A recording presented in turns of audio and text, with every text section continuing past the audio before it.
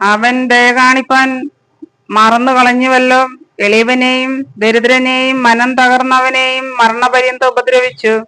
ശാപം അവന് പ്രിയമായിരുന്നു, അത് അവന് ഭവിച്ചു. അനുഗ്രഹം അവന് അപ്രിയമായിരുന്നു, അത് അവനെ വിട്ടകന്നുപോയി.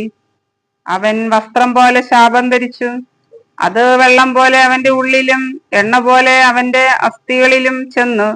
അത് അവന് പുതയ്ക്കുന്ന വസ്ത്രം പോലെയും നിത്യം അരയ്ക്ക് കെട്ടുന്ന കച്ച പോലെയും ഇരിക്കട്ടെ. ഇത് എന്റെ എതിരാളികൾക്കും എനിക്കും വിരോധമായി ദോഷം പറയുന്നവർക്കും യഹോവ കൊടുക്കുന്ന പ്രതിഫലം ആകുന്നു. നീയോ കർത്താവായ യഹോവേ, നിന്റെ നാമത്തിനൊത്തവണ്ണം എന്നോട് ചെയ്യണമേ. നിന്റെ ദയ നല്ലതാകൊണ്ട് എന്നെ വിടുവിക്കണമേ.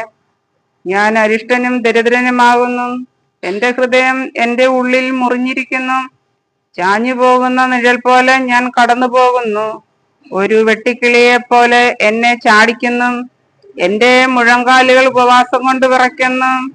എന്റെ ദേഹം പുഷ്ടി വിട്ട് ക്ഷയിച്ചിരിക്കുന്നു. ഞാൻ അവർക്ക് ഒരു നിന്ദയായി തീർന്നിരിക്കുന്നു. എന്നെ കാണുമ്പോൾ അവർ തലകുലുക്കുന്നു. എന്റെ ദൈവമായ യഹോവേ, എന്നെ സഹായിക്കണമേ. നിന്റെ ദയയ്ക്ക് തക്കവണ്ണം എന്നെ രക്ഷിക്കണമേ. യഹോവേ, ഇതു നിന്റെ കൈയെന്നും നീ ഇത് ചെയ്തു എന്നും അവർ അറിഞ്ഞിരിക്കേണ്ടതിന് തന്നെ. അവർ ശപിക്കട്ടെ, നീയോ അനുഗ്രഹിക്കണമേ.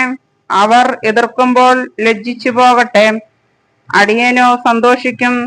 എന്റെ എതിരാളികൾ നിന്ന ധരിക്കും, പുതപ്പ് പുതയ്ക്കും പോലെ അവർ ലജ്ജ പുതയ്ക്കും. ഞാൻ എന്റെ വാഗൊണ്ടു യഹോവയെ അത്യന്തം സ്തുതിക്കും. അതെ, ഞാൻ പുരുഷാരത്തിന്റെ നടുവിൽ അവനെ പുകഴ്ത്തും. അവൻ എളിയവനെ ശിക്ഷയ്ക്കു വിധിക്കുന്നവരുടെ കയ്യിൽ നിന്ന് രക്ഷിപ്പാൻ അവന്റെ വലതുഭാഗത്ത് നിൽക്കുന്നു. ആമേൻ.